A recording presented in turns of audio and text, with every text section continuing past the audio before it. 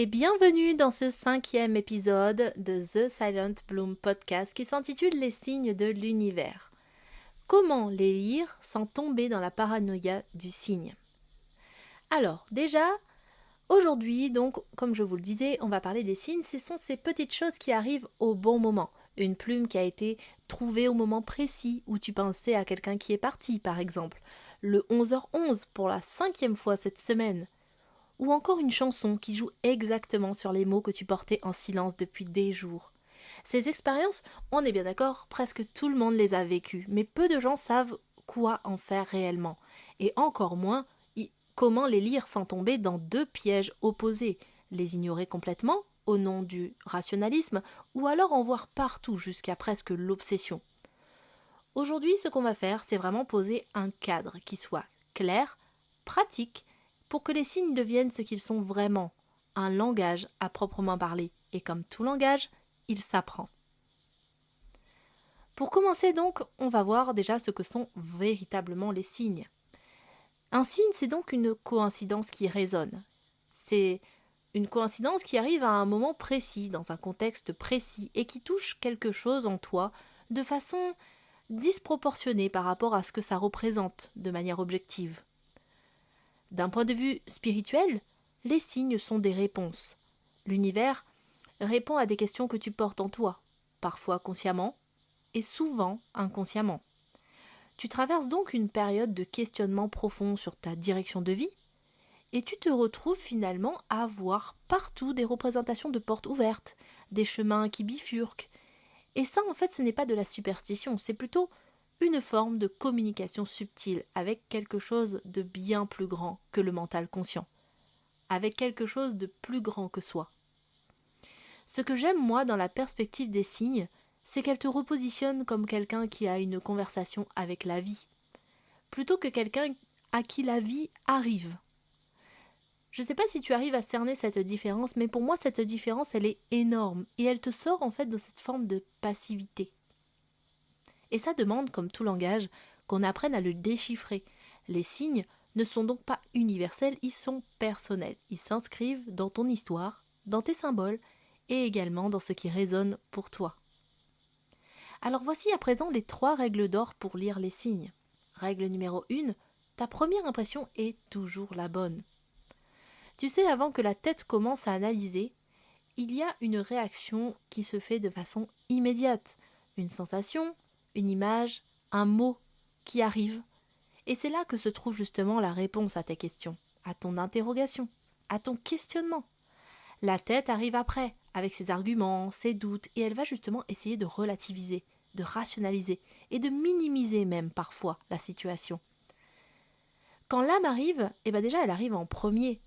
Entraîne-toi à noter cette première réaction, avant que le mental ne vienne la recouvrir. Règle numéro 2, ton contexte personnel prime sur toute définition extérieure. Et là, j'aimerais être très claire et surtout très précise. Il n'y a pas de dictionnaire universel des signes. Il est vrai que dans ma formation, celle que je propose du coup sur mon school, je propose un dictionnaire, on va dire, assez simpliste, général, des signes que l'on peut avoir de manière assez basique.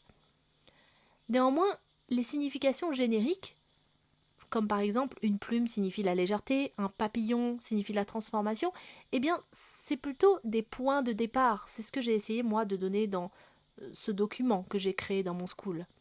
Mais ton interprétation dans ton contexte, à ce moment de ta vie, c'est ça la bonne interprétation.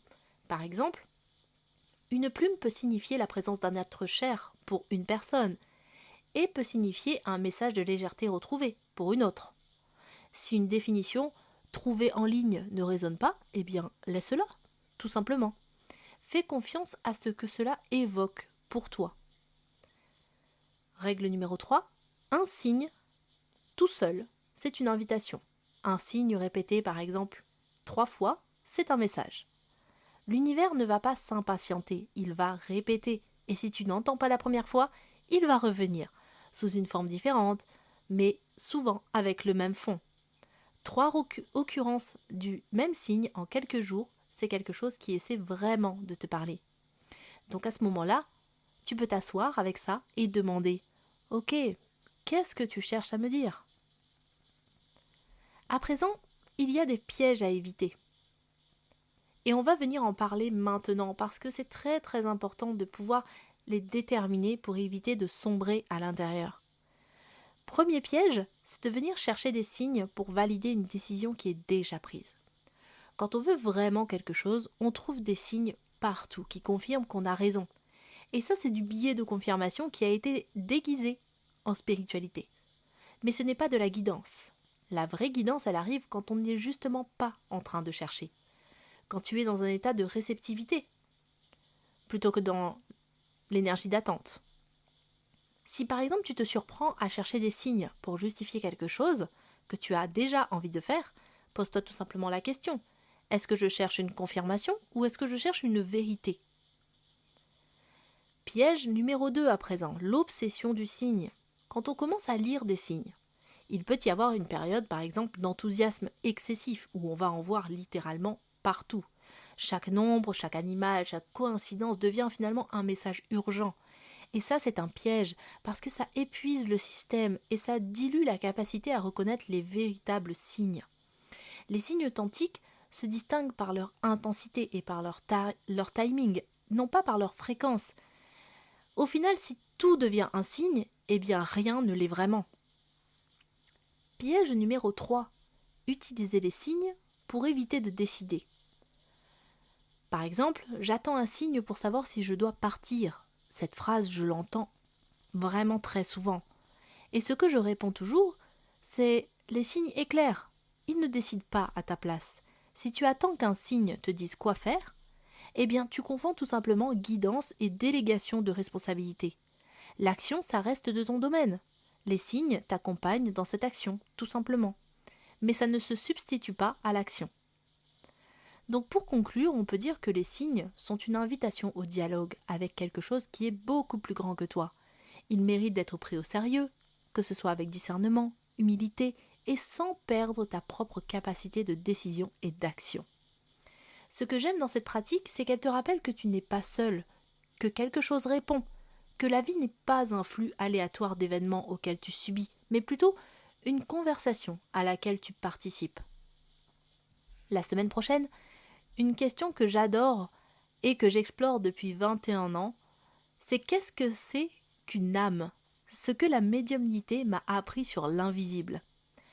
Donc je te dis tout simplement à la semaine prochaine et j'ai hâte de te retrouver là-bas.